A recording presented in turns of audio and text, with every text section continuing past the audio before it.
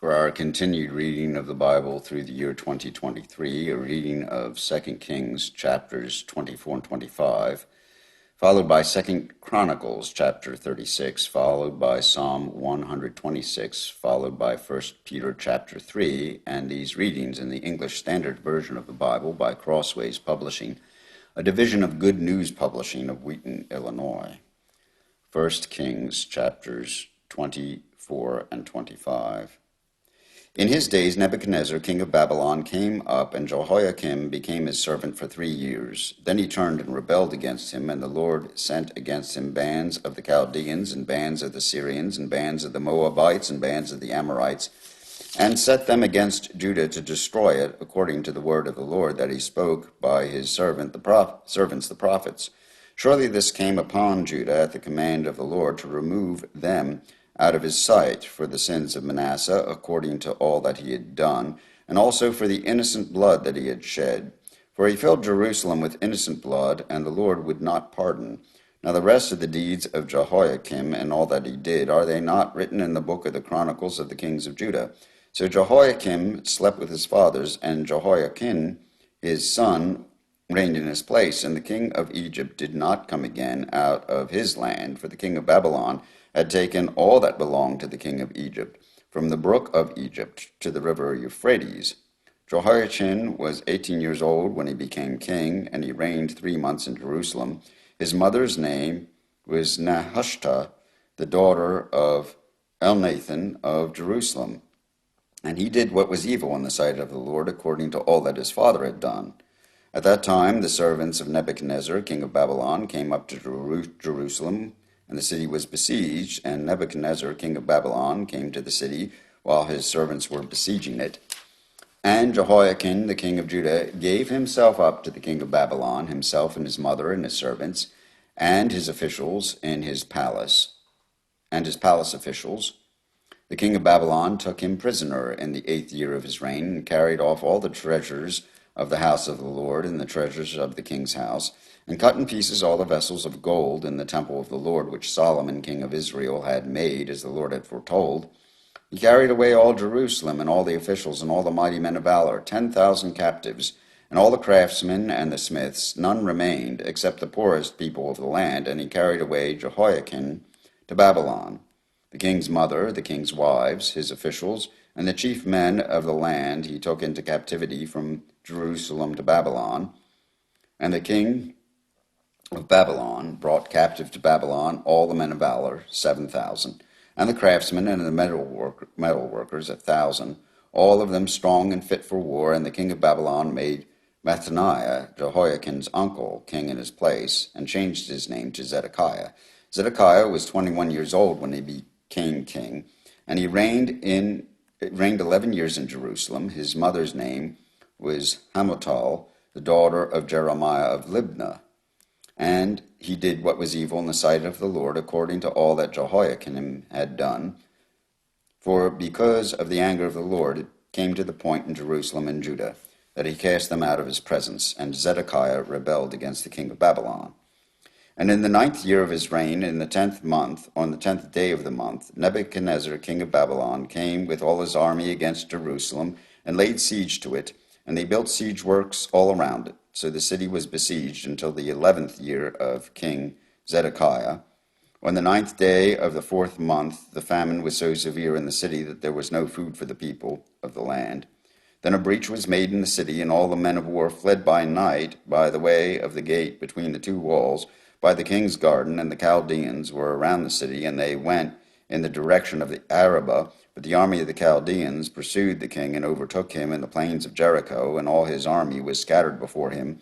Then they captured the king and brought him up to the king of Babylon at Riblah, and they passed sentence on him. They slaughtered the sons of Zedekiah before his eyes, and put out the eyes of Zedekiah, and bound him in chains, and took him to Babylon. In the 5th month, on the 7th day of the month, that was the 19th year of King Nebuchadnezzar, king of Babylon, Nebuzaradan, the captain of the guard, the servant of the king of Babylon, came to Jerusalem.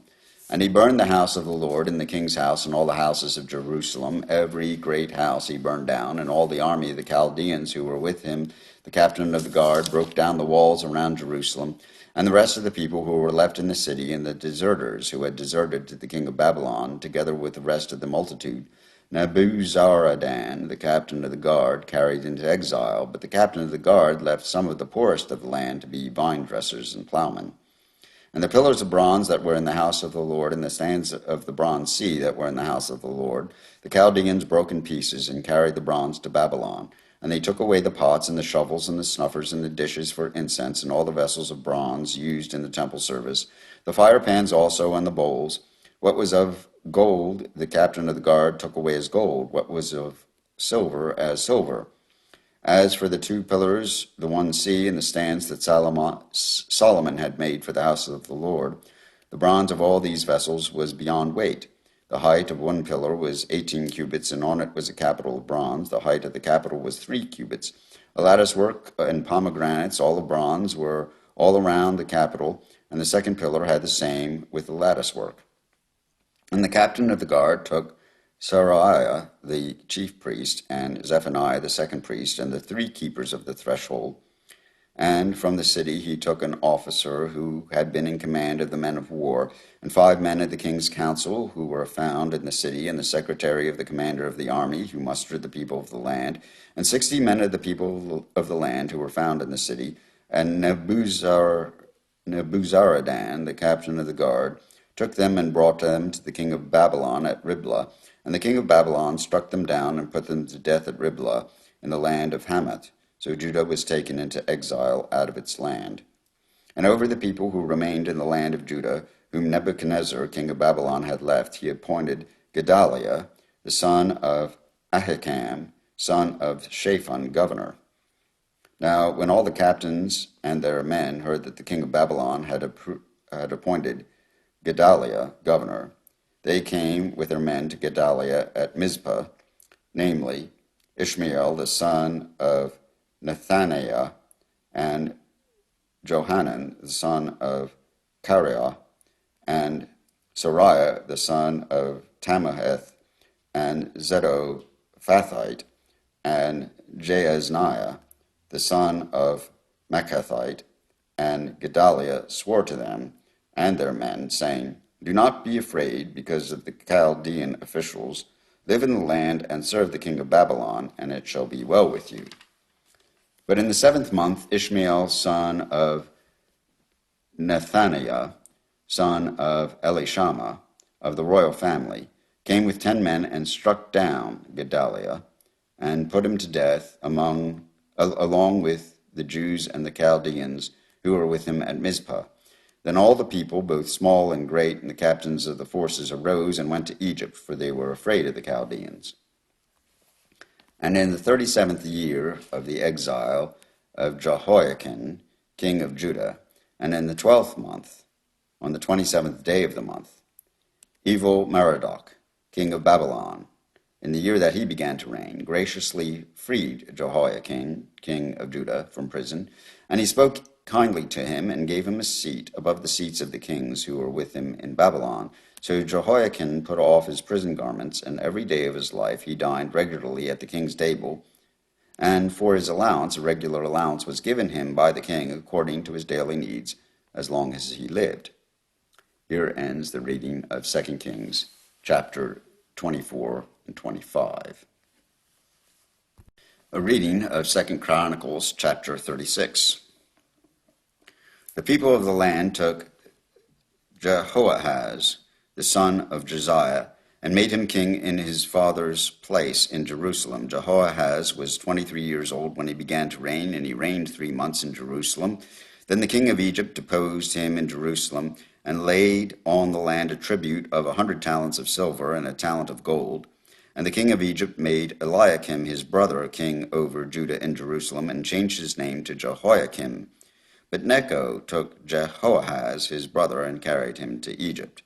Jehoiakim was 25 years old when he began to reign, and he reigned 11 years in Jerusalem. He did what was evil in the sight of the Lord his God, Against him came up Nebuchadnezzar, king of Babylon, and bound him in chains to take him to Babylon. Nebuchadnezzar also carried part of the vessels of the house of the Lord to Babylon, and put them in his palace in Babylon. Now the rest of the acts of Jehoiakim, and the abominations that he did, and what was found against him, behold, they are written in the book of the kings of Israel and Judah. And Jehoiakim his son reigned in his place. Jehoiakim was 18 years old when he became king, and he reigned 3 months and 10 days in Jerusalem, and did what was evil in the sight of the Lord. In the spring of the year, King Nebuchadnezzar sent and brought him to Babylon with the precious vessels of the house of the Lord, and made his brother Zedekiah king over Judah and Jerusalem. Zedekiah was 21 years old when he began to reign, and he reigned 11 years in Jerusalem. He did what was evil in the sight of the Lord his God. He did not humble himself before Jeremiah the prophet, who spoke from the mouth of the Lord. He also rebelled against King Nebuchadnezzar, who made him swear by God. He stiffened his neck and hardened his heart against turning to the Lord, the God of Israel. All the officers of the priests and the people likewise were exceedingly unfaithful, following all the abominations of the nations, and they polluted the house of the Lord that he had made holy in Jerusalem. The Lord, the God of their fathers, sent persistently to them by his messengers, because he had compassion on his people and on his dwelling place. But they kept mocking the messengers of God, despising his words, and scoffing at his prophets, until the wrath of the Lord rose against his people, until there was no remedy. Therefore he brought up against them the king of the Chaldeans, who killed their young men with the sword in the house of their sanctuary, and had no compassion on young man or virgin, old man or aged.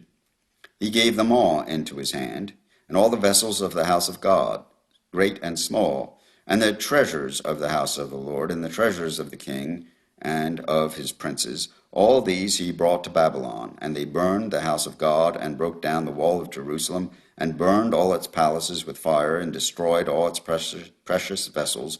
He took into exile in Babylon those who had escaped from the sword, and they became servants to him and to his sons until the establishment of the kingdom of Persia, to fulfill the word of the Lord by the mouth of Jeremiah, until the land had enjoyed its Sabbaths. All the days that it lay desolate, it kept Sabbath to fulfill 70 years. Now in the first year of Cyrus, king of Persia, that the word of the Lord by the mouth of Jeremiah might be fulfilled, the Lord stirred up the spirit of Cyrus, king of Persia, so that he made a proclamation throughout all his kingdom, and also put in writing, Thus says Cyrus, king of Persia, The Lord, the God of heaven, has given me all the kingdoms of the earth, and he has charged me to build him a house at Jerusalem, which is in Judah. Whoever is among you, of all his people, may the Lord his God be with him. Let him go up. Here ends 2 Chronicles chapter 36. Psalm 126. When the Lord restored the fortunes of Zion, we were like those who dream. Then our mouth was filled with laughter, and our tongue with shouts of joy. Then they said among the nations, The Lord has done great things for them. The Lord has done great things for us. We are glad. Restore our fortunes, O Lord, like streams in the Negev. Those who sow in tears shall reap with shouts of joy. He who goes out weeping, bearing seed for sowing, shall come home with shouts of joy, bringing his sheaves with him. Here ends Psalm 126. 1 Peter chapter 3. Likewise, wives, be subject to your own husbands, so that even if some do not obey the word, they may be won without a word by the conduct of their wives when they see your respectful and pure conduct. Do not let your adorning be external, the braiding of hair and the putting on of gold jewelry, or the clothing you wear. But let your adorning be the hidden person of the heart, with the imperishable beauty of a gentle and quiet spirit, which in God's sight is very precious. For this is how the holy women who hoped in God used to adorn themselves, by submitting to their own husbands, as Sarah obeyed Abraham, calling him Lord.